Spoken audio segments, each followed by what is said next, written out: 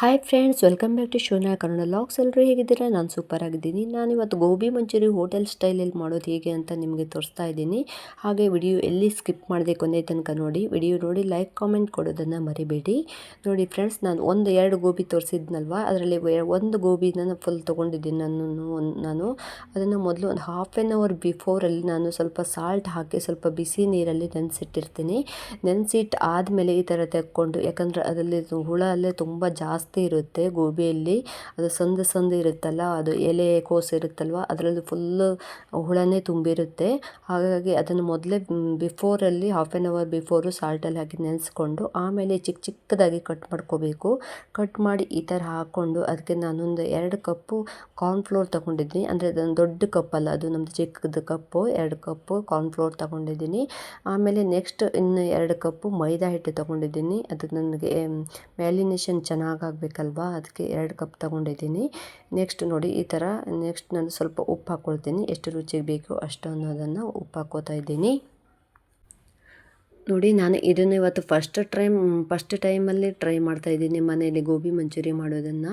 ಇದು ಕಲರ್ ಇರುತ್ತಲ್ವ, ಈಗ ರೆಡಿಮೇಡ್ ಕಲರೆಲ್ಲ ತಂದು ಹಾಕಿದರೆ ಅದರಲ್ಲಿ ಕೆಮಿಕಲ್ಸ್ ಆ್ಯಡ್ ಆಗಿರುತ್ತೆ. ಅದಕ್ಕೆ ಮನೆಯಲ್ಲೇ ನಾನು ಒಂದು ಕಲರ್ ರೆಡಿ ಮಾಡ್ಕೊಂಡಿದ್ದೆ. ಅದೇನೆಂದರೆ ಬೀಟ್ರೋಟ್ ಇರುತ್ತಲ್ವ, ಅದು ಬೀಟ್ರೋಟನ್ನು ಚೆನ್ನಾಗಿ ಚಿಕ್ಕದಾಗಿ ಕಟ್ ಮಾಡಿ ನೀರಲ್ಲಿ ಬಾಯ್ಲ್ ಮಾಡಿದರೆ ಈ ಥರ ಕಲರ್ ಬಿಡುತ್ತೆ. ಆ ಕಲರನ್ನು ನಾನು ಇಟ್ಕೊಂಡಿದ್ದೀನಿ. ಕಲರಿಗೆ ಯಾವುದಾದ್ರು ಒಂದು ಇದಕ್ಕೆ ಹಾಕ್ಲಿಕ್ಕೆ ಆಗ್ಬೋದು ಅಂದ್ಕೊಂಡು ಆ ಕಲರನ್ನು ಆ್ಯಡ್ ಮಾಡಿಕೊಂಡೆ.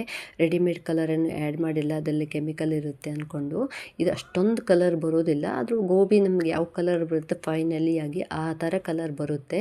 ಹಾಕಿ ನಾನು ಚೆನ್ನಾಗಿ ಎರಡನ್ನೂ ಕಲಿಸ್ಕೊಳ್ತೀನಿ. ಎಲ್ಲ ಹಾಕಿ ಆದಮೇಲೆ ನೋಡಿ ಎಷ್ಟು ಚೆನ್ನಾಗಿ ಬರ್ತಾಯಿದೆ. ಅದೆಲ್ಲ ಫುಲ್ಲು ಮಿಕ್ಸ್ ಆಗಬೇಕಲ್ವ, ಎಲ್ಲ ಅಂಟ್ಕೋಬೇಕು ಗೋಬಿಗೆ. ಇದು ತುಂಬ ಚೆನ್ನಾಗಿ ಆ ಥರ ಮಿಕ್ಸ್ ಮಾಡ್ಕೋಬೇಕಾಗುತ್ತೆ. ಹಾಗೆ ಚೆನ್ನಾಗಿ ಮಿಕ್ಸ್ ಮಾಡಿಕೊಂಡೆ ನಾನು ಈ ಥರ. ಇವಾಗಂತೂ ಆಚೆ ಕಡೆ ಗೋಬಿ ಎಲ್ಲಿ ಸಿಗೋದೇ ಇಲ್ಲಲ್ವ, ಎಲ್ಲ ಕಡೆ ಬ್ಯಾನ್ ಮಾಡಿದ್ದಾರೆ ಗೋಬಿ ಸಿಗೋದೇ ಇಲ್ಲ.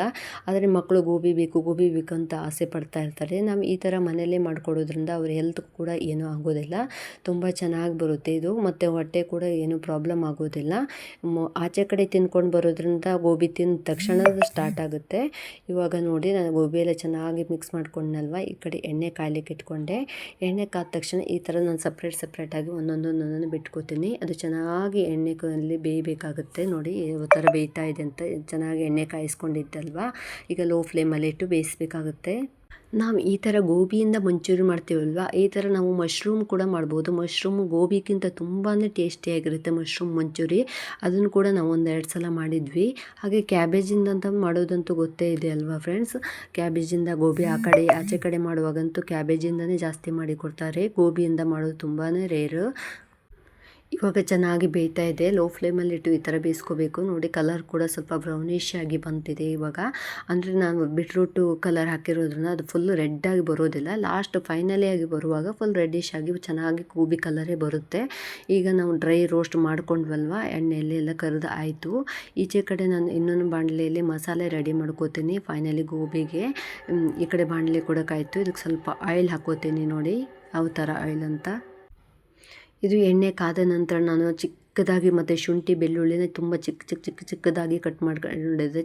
ಆ ಥರ ಚಾಪ್ ಮಾಡಿ ಇಟ್ಕೊಂಡ್ರೆ ತುಂಬ ಚೆನ್ನಾಗಿರುತ್ತೆ.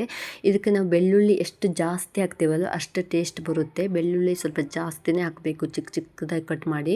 ಶುಂಠಿ ಸ್ವಲ್ಪ ಹಾಕಿದರೆ ಸಾಕಾಗುತ್ತೆ, ಬೆಳ್ಳುಳ್ಳಿ ಮಾತ್ರ ಜಾಸ್ತಿನೇ ಇರಬೇಕಾಗುತ್ತೆ.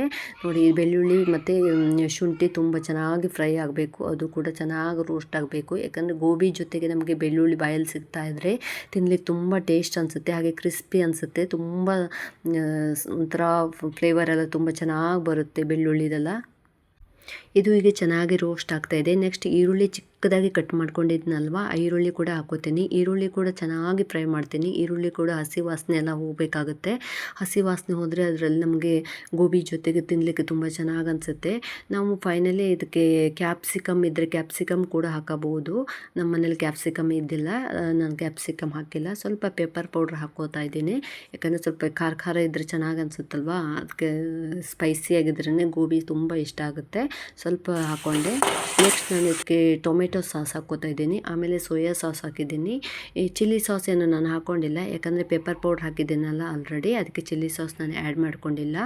ಫೈನಲಿ ಇದು ಕೂಡ ಚೆನ್ನಾಗಿ ಮಿಕ್ಸ್ ಆಗಬೇಕಾಗುತ್ತೆ. ಈರುಳ್ಳಿ ಮತ್ತು ಶುಂಠಿ, ಬೆಳ್ಳುಳ್ಳಿ ಎಲ್ಲ ಹಾಕಿದ್ದೆ ಅಲ್ವಾ, ಅದ್ರ ಜೊತೆ ಚೆನ್ನಾಗಿ ಮಿಕ್ಸ್ ಆಗಬೇಕು. ಈ ಸೋಯಾ ಸಾಸು, ಟೊಮೆಟೊ ಸಾಸ್ ಎಲ್ಲ ಚೆನ್ನಾಗಿ ಸ್ವಲ್ಪ ವಿನೆಗರ್ ಆ್ಯಡ್ ಮಾಡ್ಕೋತೀನಿ ಸ್ವಲ್ಪ ನಾನು, ಯಾಕಂದರೆ ಅದೆಲ್ಲ ಮಿಕ್ಸ್ ಆಗಲಿಕ್ಕೆ ಸ್ವಲ್ಪ ಇದು. ಆಮೇಲೆ ನೆಕ್ಸ್ಟ್ ಸ್ವಲ್ಪ ಮತ್ತು ಇದಕ್ಕೆ ಸ್ವಲ್ಪ ಸಾಲ್ಟ್ ಹಾಕ್ಕೊಳ್ತೀನಿ, ಯಾಕಂದರೆ ಅದು ಅದ್ರ ಜೊತೆಗೆ ಮಿಕ್ಸ್ ಆದವು ಸ್ವಲ್ಪ ಸಪ್ಪೆ ಸಪ್ಪೆ ಅನಿಸುತ್ತೆ ಮಸಾಲೆ ಅಲ್ವಾ, ಅದಕ್ಕೆ ಸ್ವಲ್ಪ ಉಪ್ಪು ಆ್ಯಡ್ ಮಾಡಿಕೊಂಡೆ. ನೋಡಿ ಎಷ್ಟು ಚೆನ್ನಾಗಿ ಬಂದಿದೆ. ಸ್ವಲ್ಪ ಬಾಯ್ಲ್ ಆಯಿತು. ಈಗ ರೋಸ್ಟ್ ಆಗಿತ್ತಲ್ವ, ರೋಸ್ಟ್ ಮಾಡ್ಕೊಂಡಿದ್ದು ಗೋಬಿ ಇತ್ತು, ಅದನ್ನು ಮಿಕ್ಸ್ ಮಾಡ್ಕೋತೀನಿ ಚೆನ್ನಾಗಿ. ಅದು ಮಿಕ್ಸ್ ಮಾಡಿ ಚೆನ್ನಾಗಿ ಲೋ ಫ್ಲೇಮ್ ಇಟ್ಕೊಂಡು ನಾವು ಇದು ಮಿಕ್ಸ್ ಮಾಡಬೇಕಾಗುತ್ತೆ. ಯಾಕಂದರೆ ಅದು ಮಸಾಲೆ ಇರುತ್ತಲ್ವ, ಅದು ತಳೆ ಹಿಡಿಯೋ ಕತ್ತೋಗೋ ಚಾನ್ಸಸ್ ಇರುತ್ತೆ. ಅದಕ್ಕೆ ಈ ಥರ ಚೆನ್ನಾಗಿ ಮಿಕ್ಸ್ ಮಾಡ್ಕೋಬೇಕು. ನೋಡಿ ಎಷ್ಟು ಚೆನ್ನಾಗಿ ಈ ಕಲರ್ ನೋಡಿ ಯಾವ ಥರ ಚೆನ್ನಾಗಿ ಕಲರ್ ಬಂದಿದೆ ಅಂತ ಗೋಬಿ. ನಾವು ಹೊರಗಡೆ ಒಂದು ಪ್ಲೇಟ್ ಗೋಬಿಗೆ 50 ರೂಪಾಯಿ ಕೊಡಬೇಕಲ್ವ, ಈಗ ಒಂದು 50 ರೂಪಾಯಿ ಕೊಟ್ಟು ಒಂದು ಗೋಬಿ ತಗೊಬಂದುಬಿಟ್ರೆ ಇಲ್ಲಿ 4-5 ಪ್ಲೇಟ್ ಆರಾಮ್ ಈಸಿಯಾಗಿ ಸೊಪ್ಪು ಹಾಕೊಂಡ್ರೆ ಆಯಿತು. ಮತ್ತು ಕ್ಯಾಬೇಜ್ ಇದ್ದರೆ ಕ್ಯಾಬೇಜ್ ಅದ್ರ ಮೇಲೆ ಕೂಡ ಸರ್ವ್ ಮಾಡ್ಬೋದು. ಸೇಮ್ ಹೋಟೆಲ್ ಸ್ಟೈಲಲ್ಲೇ ಬರುತ್ತೆ. ಆಚೆ ಕಡೆ ತಿಂತೀವಲ್ವ ನಾವು ಹೋಟೆಲ್ಲು ಅಥವಾ ಆಚೆ ಕಡೆ ಎಲ್ಲರೂ ತಿಂತೀವಲ್ವ, ಅದೇ ಥರನೇ ಬರುತ್ತೆ ಗೋಬಿ. ತುಂಬಾ ಚೆನ್ನಾಗಿ ಬಂದಿದೆ. ಇದು ಕ್ರಿಸ್ಪಿಯಾಗಿ ಕೂಡ ಇದೆ. ಮಕ್ಕಳಿಗೆ ಈ ಥರ ಮಾಡ್ಕೊಳ್ಳೋದ್ರಿಂದ ತುಂಬ ಇಷ್ಟಪಟ್ಟು ತಿಂತಾರೆ. ಆಚೆ ಕಡೆ ತಿನ್ನೋದ್ರಿಂದ ಹೊಟ್ಟೆ ಹಾಳಾಗುತ್ತಲ್ವ, ಇವಾಗ ಮನೆಯಲ್ಲೇ ಮಾಡ್ಕೊಳ್ಳೋದ್ರಿಂದ ಏನೂ ಆಗೋದಿಲ್ಲ ಈ ಥರ ತಿನ್ನೋದ್ರಿಂದ. ಹಾಗೆ ನಮ್ಮ ರೆಸಿಪಿ ಇಷ್ಟ ಆದರೆ ನೀವು ಕೂಡ ಮನೇಲಿ ಟ್ರೈ ಮಾಡಿ ಒಂದ್ಸಲ.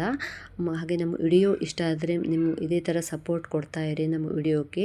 ನಾನೀಗ ಲಾಸ್ಟ್ ಕೊತ್ತಂಬರಿ ಸೊಪ್ಪು ಹಾಕೋತೀನಿ ಅನ್ನಲ್ವ, ಕೊತ್ತಂಬರಿ ಸೊಪ್ಪು ಹಾಕ್ಕೊಂಡಿದ್ದೀನಿ. ಫೈನಲಿ ರೆಡಿ ಆಯಿತು ಗೋಬಿ.